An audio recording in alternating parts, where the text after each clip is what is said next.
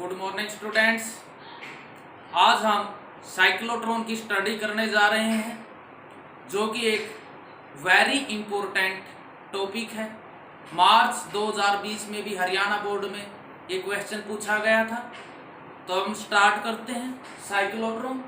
तो सबसे पहले देखते हैं साइक्लोट्रॉन है क्या, किस काम आता है। इट इज ए डिवाइस, ये एक ऐसा डिवाइस है जिसको हम यूज करते हैं accelerate the positive charge particle, जिसको हम पॉजिटिव चार्ज पार्टिकल को एक्सेलरेट करने के लिए यूज करते हैं। एक्सेलरेट करने का मतलब वेलोसिटी बढ़ाना। क्यों बढ़ाते हैं वो इसके यूज में करेंगे। पॉजिटिव ही क्यों लिखा है, नेगेटिव या अनचार्ज क्यों नहीं लिखा, वो इसकी लिमिटेशन में पढ़ेंगे। जैसे पॉजिटिव चार्ज के example proton, alpha particle etcetera. तो आपको समझ में आ गया होगा। साइक्लोट्रॉन एक ऐसा डिवाइस है जिसको हम यूज करते हैं पॉजिटिव चार्ज पार्टिकल को एक्सेलरेट करने के लिए, जैसे proton, alpha particle, deuteron etcetera. ये चीज जो मैंने दिखा रहा हूं यहाँ, मर्जी आपकी लिखे या न लिखे, जो ये 3 लाइनें, इट वाज इन्वेंटेड बाय, इसकी खोज ईओ लॉरेंस और एमएस लिविंगस्टोन दोनों ने मिलकर की गई थी। क्यों की थी? इसका मेन उद्देश्य था, मेन पर्पस था इस इन्वेंशन, इस खोज का, to study nuclear structure. Nuclear structure है, इसकी स्टडी करना इसका मेन उद्देश्य था। अब इसके सिद्धांत की बात करते हैं। Principle, it is based upon principle that a positive charge particle can be accelerate, ये एक्सेलरेट है बाय हाई एनर्जी, यानी कि किसी पॉजिटिव चार्ज पार्टिकल को एक्सेलरेट करना है तो हमें हाई एनर्जी की जरूरत पड़ेगी, जिसको हम सप्लाई करते हैं हाई फ्रीक्वेंसी लो ऑसिलेटिंग इलेक्ट्रिक फील्ड। बाकी चीज आप समझ जाएंगे। ऑसिलेटिंग यानी एक बार पॉजिटिव नेगेटिव अल्टरनेटिंग करंट की तरह, positive negative oscillating electric field, और बाद में हाई परपेंडिकुलर मैग्नेटिक फील्ड। तो इसका प्रिंसिपल क्या हुआ, चार्ज पार्टिकल को एक्सेलरेट करना है तो हमें हाई एनर्जी चाहिए। वो हाई एनर्जी हम सप्लाई कैसे करेंगे, लो ऑसिलेटिंग इलेक्ट्रिक फील्ड, जिसकी फ्रीक्वेंसी हाई रखी गई है, और हाई परपेंडिकुलर मैग्नेटिक फील्ड की सहायता से। तो इसकी कंस्ट्रक्शन में पढ़ते हैं। It consist of 2D shaped hollow metallic chamber. देखो इनका आकार इंग्लिश लेटर डी की तरह है, जैसे 4th लेटर है इंग्लिश अल्फाबेट में डी, तो ये भी डी की तरह, ये भी डी। डी आकार होने के कारण डीज, एक्चुअल में ये होलो मेटल के चैम्बर होते हैं। It consist of 2D shaped hollow metallic chamber called dees. यदि आप इस लाइन को याद नहीं रख सकते तो बोलेंगे it consist of 2 dees. Their edges are parallel to each other and separated by small gap. इनके एज है, जैसे ये एज पैरेलल है, ये वाला एज पैरेलल है, इनके बीच में स्मॉल गैप। और साथ में हाई फ्रीक्वेंसी ऑसिलेटर क्या करेगा, इलेक्ट्रिक फील्ड अप्लाई कर रहा है। ये ऑसिलेटिंग का निशान है, या एसी का निशान कह देंगे। और इलेक्ट्रोमैग्नेट है, ये क्या सप्लाई कर रहे हैं, मैग्नेटिक फील्ड, जिसके डायरेक्शन नॉर्थ से साउथ दिखाई गई है। मैग्नेटिक फील्ड इलेक्ट्रिक फील्ड के परपेंडिकुलर है, और सारी अरेंजमेंट को एक चैम्बर में बंद कर दिया है। दोबारा देखें कंस्ट्रक्शन, इंपॉर्टेंट टॉपिक है। इट कंसिस्ट ऑफ 2 डीज, ये 2 डीज का बना हुआ है। एज क्या है, पैरेलल है, और उनके बीच में स्मॉल गैप है। हाई फ्रीक्वेंसी ऑसिलेटर क्या प्रोवाइड करवा रहा है, इलेक्ट्रिक फील्ड, और ये जो 2 पोल है वो क्या प्रोवाइड करा रहे हैं, मैग्नेटिक फील्ड। सारी अरेंजमेंट को किसमें बंद कर दिया, चैम्बर में। यहाँ पे एक विंडो है, वर्किंग के दौरान दिखाएंगे, यहाँ विंडो से चार्ज पार्टिकल आएगा और टारगेट को हीट करेगा। अब हम इसकी वर्किंग और थ्योरी पढ़ते हैं। The given charge particle is placed at P. Given charge particle यानी ऐसा पॉजिटिव चार्ज पार्टिकल जिसको हमें एक्सेलरेट करना है, पी पॉइंट पे रख दिया। जैसे D2 पॉजिटिव होगा तो उस टाइम D1 नेगेटिव होगा। ये भी हो सकता है ये नेगेटिव है, ये पॉजिटिव, तो ये पॉजिटिव की तरफ जाएगा। तो अब जैसे ये पॉजिटिव है, ये तो ये नेगेटिव है, तो पार्टिकल गोज टुवर्ड D2, तो D2 की तरफ। सॉरी, जब हमने क्या कहा है, D2 when D2 is negative, ये थोड़ा सा चेंज करेंगे, यहां गलत लिखा गया था, तो D1 क्या होगा, पॉजिटिव। तो पार्टिकल कहां जाएगा, नेगेटिव की तरफ जाना। ये थोड़ा सा चेंज कर लेंगे, मिस्टेक हो गई थी। तो पार्टिकल कहां जाएगा, D2 की तरफ, नेगेटिव पॉजिटिव है नेगेटिव की तरफ जाएगा। अब ड्यू टू इलेक्ट्रिक फील्ड, क्यों जा रहा है ये, इलेक्ट्रिक फील्ड के कारण, it experience a force, electric field के कारण फोर्स क्या लग रहा है, क्योंकि फोर्स की डायरेक्शन क्या है, जो इलेक्ट्रिक फील्ड की, और डी यहां ठीक लिखा है, जैसे ये पॉजिटिव था ये नेगेटिव, तो इलेक्ट्रिक फील्ड की डायरेक्शन पॉजिटिव से नेगेटिव होती है। अब फोर्स के कारण क्या होगा, acceleration, F equal to m में, एक्सेलरेशन क्या होता है, वेलोसिटी बढ़ाना, तो इसकी वेलोसिटी अब बढ़ चुकी है। अब जैसे ये D2 में पहुंचेगा तो वहां पे कोई इलेक्ट्रिक फील्ड नहीं है, हम पढ़ चुके हैं कंडक्टर या मेटल के अंदर इलेक्ट्रिक फील्ड कितना होता है, 0।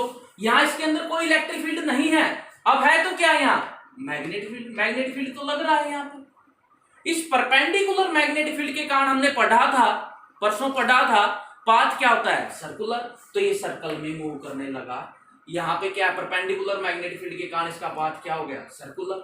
This magnetic field can not change velocity. एक बात और बताना चाहूंगा, यहां डीज के अंदर इलेक्ट्रिक फील्ड 0 है, लेकिन मैग्नेटिक फील्ड है, क्या है, परपेंडिकुलर मैग्नेटिक फील्ड, जिसके कारण क्या है, पाथ सर्कुलर, सर्कल में घुमा दिया, लेकिन ये मैग्नेटिक फील्ड इसकी वेलोसिटी चेंज या बढ़ा ही नहीं सकेगा, नहीं घटा सकता, क्योंकि हमने पढ़ा है W work done Fs cos theta, theta क्या है यहाँ 90, वर्क डन 0, वर्क डन क्या होता है, change in kinetic energy half mv², तो वर्क डन 0 है, तो चेंज कितना आएगा काइनेटिक एनर्जी में, 0, काइनेटिक एनर्जी सेम, यानी वेलोसिटी सेम रहेगी।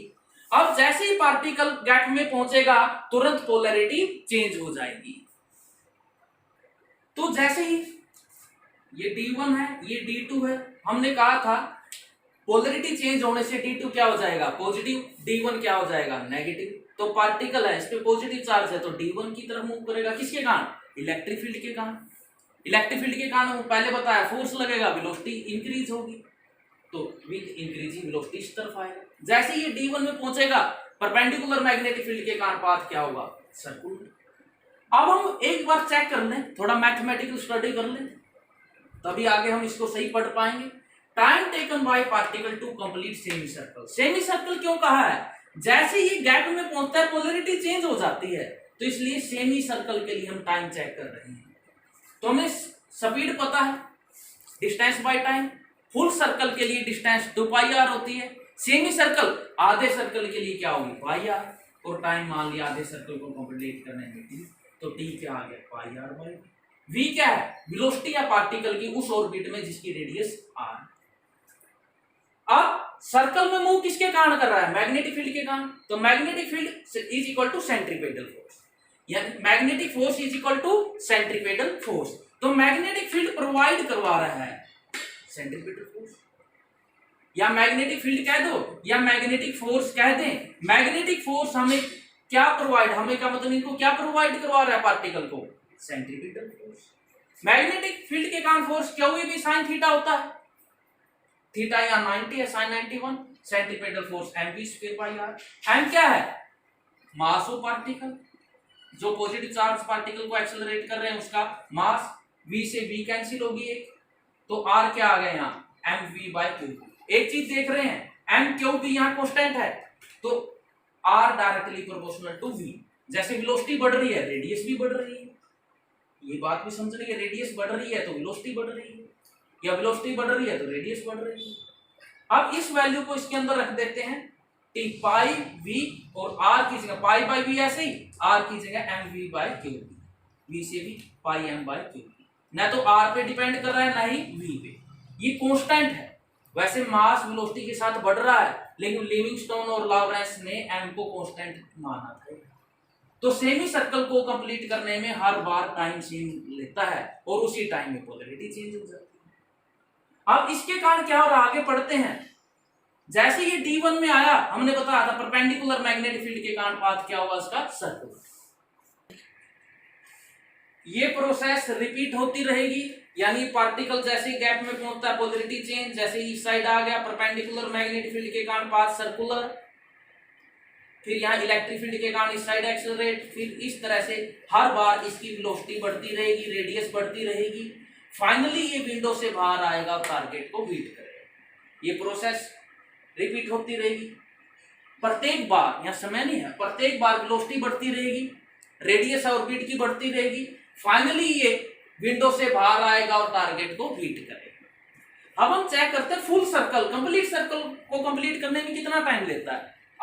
सेमी का डबल होगा, सेमी में ये टाइम लेता है तो फुल में इसका डबल 2πm/क्यूब। फ्रीक्वेंसी क्या होती है, रेसिप्रोकल ऑफ टाइम पीरियड, इसका उल्टा QB/2π। 2π को इस साइड लेंगे, 2π न्यू QB/m, तो एंगुलर फ्रीक्वेंसी क्या आ गई QB/m। इसको हम साइक्लोट्रॉन फ्रीक्वेंसी भी बोल सकते हैं, जो बहुत आसान मैथमेटिकल बात है। अब हम बात करते हैं इसकी लिमिटेशन, इसमें क्या क्या कमियां हैं। It can not accelerate अनचार्ज particle like neutron, ये न्यूट्रॉन या अनचार्ज पार्टिकल को एक्सेलरेट करने के काम नहीं आता। क्यों, F = QE इलेक्ट्रिक फील्ड के कारण और मैग्नेटिक फील्ड के कारण QB sin थीटा। अनचार्ज पे चार्ज कितना है 0, तो ना तो इलेक्ट्रिक फोर्स लगेगा ना मैग्नेटिक फोर्स, 0 है तो एक्सेलरेशन 0। और साथ में it can not accelerate electron, electron को भी एक्सेलरेट नहीं कर सकता, चार्ज तो है लेकिन वेरी वेरी स्मॉल मास होता है, तो ये रेजोनेंस में नहीं रहेगा हमारे, यानी इसके काबू में नहीं रहेगा, पोलैरिटी पहले ही चेंज हो जाएगी। ये एक्सेलरेट होके विंडो से बाहर आके टारगेट को हिट नहीं करेगा, इस कारण से इलेक्ट्रॉन को एक्सेलरेट नहीं करवा। यूज की बात करते हैं, it is use to improve quality of solid by adding ions. देखो आयन है, जैसे पॉजिटिव चार्ज पार्टिकल है वो आयन ही तो है, ये इसको एक्सेलरेट कर देता है, स्पीड बहुत बढ़ा देता है, सॉलिड में वो जाएगा और सॉलिड की प्रॉपर्टी डिजायर रूप से इंप्रूव कर सकते हैं, सुधार कर सकते हैं। Use to produce radio active material, radio active आपके 8th यूनिट में आएगा, ऐसे सब्सटेंस जो अपने आप टूटते रहते हैं, ऐसे मटेरियल बनाने के भी काम आता है, जिसको बहुत काम आते हैं। It is use to bombard, बौछार करवाना, बम्बार्ड का मतलब atomic nuclei with high accelerating particle. वही हाई एक्सेलरेटिंग पार्टिकल न्यूक्लियस से टकराएगा, न्यूक्लियर रिएक्शन स्टार्ट कर सकते हैं या उसकी स्टडी कर सकते हैं इसकी सहायता से।